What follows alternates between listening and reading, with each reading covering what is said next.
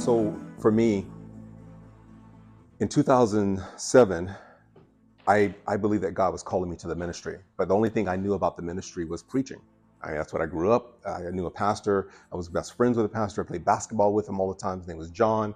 And I looked up to him. He was like a role model, like a mentor. And I thought one day, I think I want to be a preacher. But I went into the Air Force at 2000. And in 2000, I went into the Air Force and served for 8 years. 2008, I requested to come out of the Air Force because I believed God called me to the ministry. And so I put in a request to leave the Air Force, and they honored it. Goodbye. Good luck. Have the best life. And so I discharged, and I was excited. And in 2008, everybody remember what happened? 2008, 2009. You're too young. Okay, you weren't even born yet, right? Okay. So. Okay. All right. So we had a recession, right? We had a recession. All right. So 2008. I got out of the Air Force because I was asked to come on staff as a pastor, a youth pastor.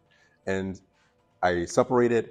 The pastor sat down with me about 2 weeks after my separation and discharge, and we moved out of everything. And he says, I am so sorry. He said, things are rough right now. I don't know what's going on, but we can't afford to pay you. Come on staff.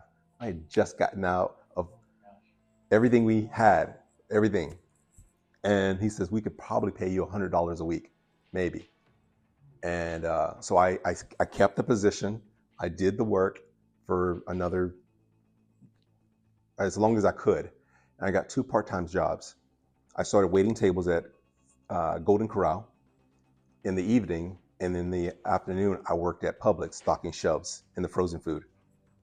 I'm just out of the Air Force. I'm working 2 part-time jobs, and I'm working ministry at our church. And I can't keep up with the life we had built on the salary that I was making as a sergeant in the Air Force. And so missed 1 mortgage payment, missed 2 mortgage payments, missed 3 mortgage payments. I was having to make the decision, do I pay the light bill and get food, or do I pay the car insurance and the car note? Long story short, we had our 3 children who were 10, 7, and 5 at the time. We were foreclosed on our home. We lost the house. We sold all our furniture so we can have enough money to rent a U-Haul to pull behind our vehicle. And we came to South Carolina in 2009. That's how we got here, and that's why we're here. Because a family member invited us into their home and said, we'll help you get back on your feet. And we lost it all. We lost all our material goods, all our things. And so we're now living with a family member for 8 months. I've got 3 kids. I got a wife. As a husband and a father, I feel like crap because I can't provide for my family.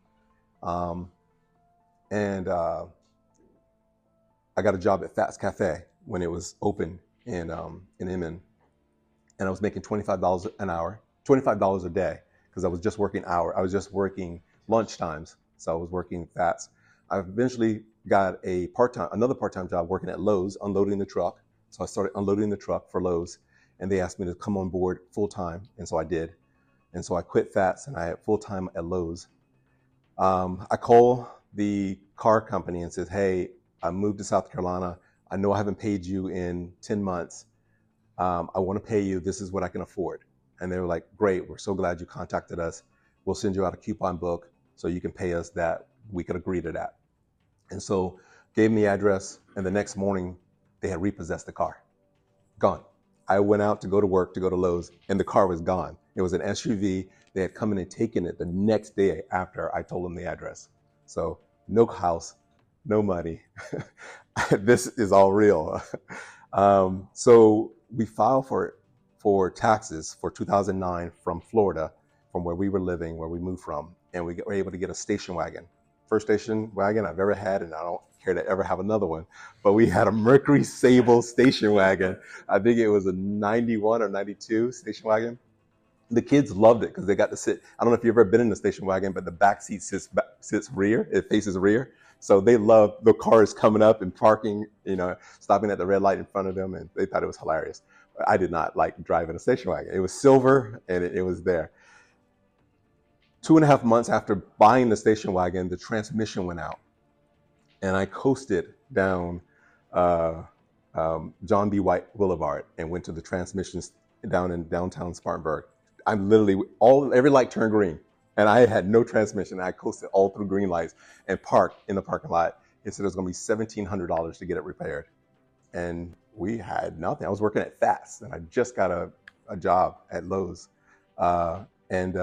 so I called my wife, and I literally am crying because I'm like, God, I can't do anymore. I can't take anymore. I don't know I don't know what's going on. I left the Air Force for you. I left for ministry. Where are you? I say all of this, and there's more, and I'll stop there. But all of this led to one question. Am I saved? Is God on my side? Is he real? And I questioned my salvation. I questioned whether I was even a child of God because of so much, one after the next of loss and L. And so it led to this, which is, how do we know? How do we know that we're saved? How do we know that we are children of God? How do we know we're a disciple? How do we know? What gives us the hope? What gives us the proof? What gives us the evidence? What gives us that strong foundation that we are? Yes, faith, but there's got to be more, right? There should be more, and I think there is. And the Bible tells us there's more. And so that's what this is about.